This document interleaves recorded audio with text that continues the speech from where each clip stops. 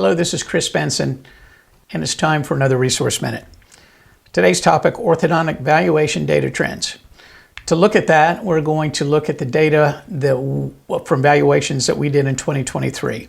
And a subset of that is on the screen in front of you of 25. We did about double that amount last year.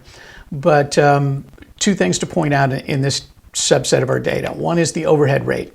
And I want you to notice that the variances practice to practice are large. And so here, when we just look at these 25, the low is 37, high is 67, 30-point variance.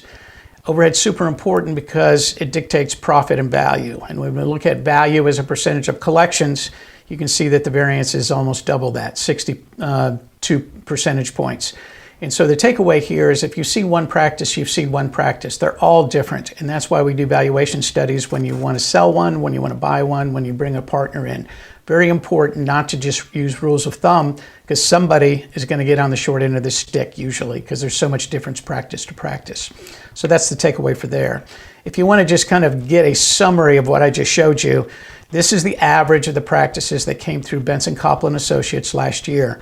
And you'll see on the far right that that average value as a percentage of collections was 83.5% on just under $3 million in net collections. A bit of information about multiple locations, because it's very much a myth, I think, in your minds. One is, if you have multiple locations, it is true that you're probably going to collect more money. Our data shows that year to year. Because you collect more money, you're going to collect more income. And the big myth is that if I have more locations, I might be bigger, but my overhead will go up. And this data, again, last year is consistent with what we've seen over the last 20 years, that your overhead will not go up materially. In fact, the 3 or more locations in this study shows that the overhead is lower by 7% as you add locations. How does that translate to value? More income means more profit, but you actually mean more efficient because you have the same number of days to do the same amount of work. And so you'll see that on average, these bigger practices are getting 90% of the trailing 12 months of collections as a metric versus the 83 that we saw in the average. And so very important information for you to know.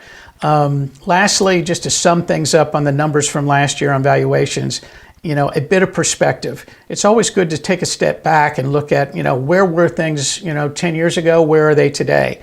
And what we see is a trend that I believe will continue, and I think it's driven by digital, and I've talked a lot about that. But what you see is, if you look at the value before debt column here, is practices are almost double the size over the last 11 years.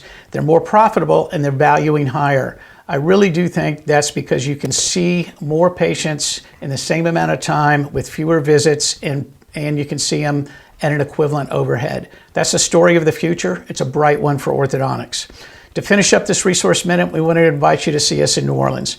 We're going to be at the AAO, and there's a number of places where you can see us. You can see them there. I'm giving a presentation on Sunday afternoon if you'd like to join me. And of course, we have a booth 1622. Come by. We hope to see you there. That's the resource minute. We thought you'd want to know.